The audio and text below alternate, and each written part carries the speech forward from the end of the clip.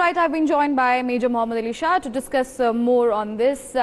Welcome back again, Major Shah. We were having a conversation this morning. Now we are shifting our focus to Pakistan, and US raising its concerns over Pakistan harboring terrorists and giving them medical supplies and fundings. This has been a concern of India as well. Of course, this is what the Quad had discussed of how to counter terrorism. So what do you have to say on the Pentagon now coming out and raising its concern on Pakistan?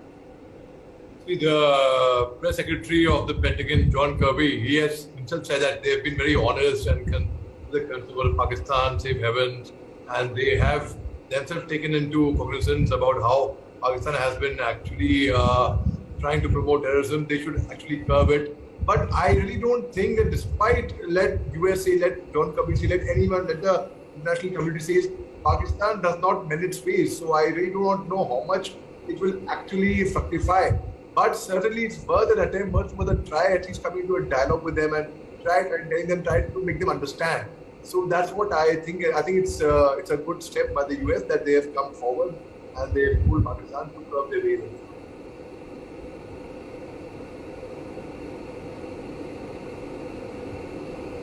All right, Major Shah, the Taliban has also accused the US of violating the withdrawal agreement by continuing to fly drones over Afghanistan and warned Americans against doing that in future. Now, Afghanistan is also playing an important part as it shares its borders with Pakistan, and constant terrorist infiltration and, of course, border crossings are happening, which we have seen. Now, of course, Afghanistan blaming US, and again, US now raising concerns over Pakistan. This is a triangle which we are, observing here. What do you have to say on this? See, most certainly, like we all know, it's a known fact that Pakistan, the way earlier they were covert about it, but then ever since General Faiz Ahmed went to Kabul to negotiate for Sajuddin Haqqani for his seat, and they appointed him as a minister over there. So it's certainly Pakistan has been. It's a matter of grave concern, because why would Pakistan, if you think logically, what vested interest would Pakistan have in a neighboring country like Afghanistan? Why would they promote Taliban? The religion? No. It is something much more than that. In fact, why is it that Taliban, which is imposing their own Sharia law as the head of Pakistan, look at the hypocrisy, that here Taliban says there will be no women journalists, there will be no lady journalists or anchors for that matter. Here, on the other hand, in the Pakistani news channels, it's the women lady journalists who are reporting the misdoings of Taliban.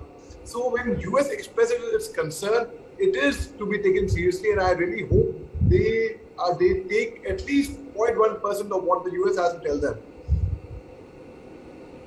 All right, Major Shah, now we know that China and India have been into this issue of the border row, and it has been a constant thing. Of course, leaders meeting, and now COS, who has visited Siachen and Eastern Ladakh, and he has reviewed the operational preparedness. We know that our forces are prepared for any kind of situation. Absolutely, Priyanka. Priyanka, the thing is, now we have winter setting in, and that's the big advantage that we have.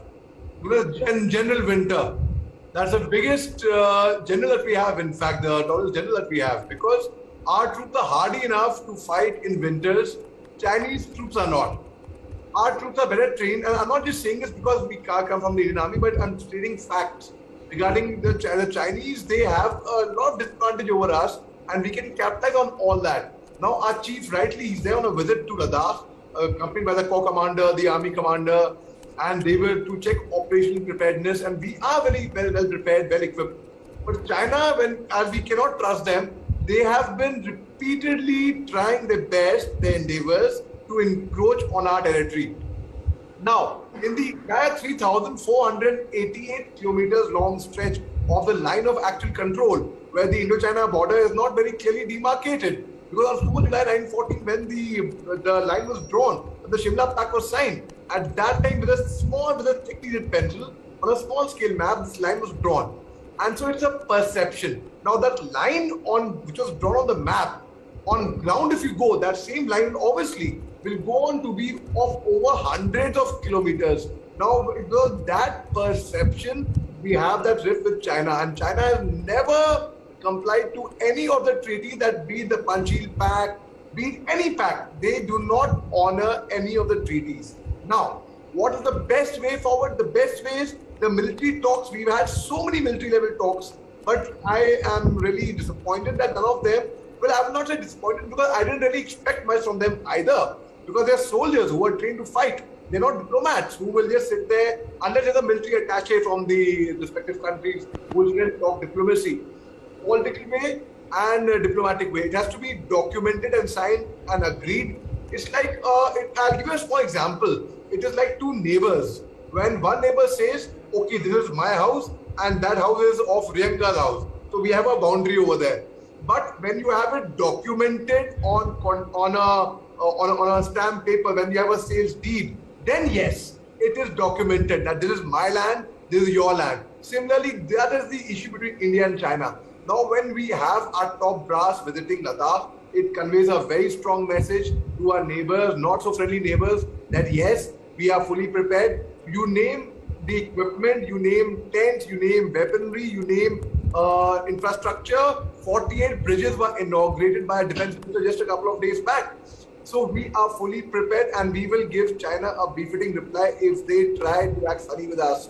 But you know, when they stop our patrols beyond from finger 4 to finger 8 in Ladakh region, they have claimed that area, and we did not want any escalation. So we agreed to, okay, moving behind, provided Chinese also pull back a certain area.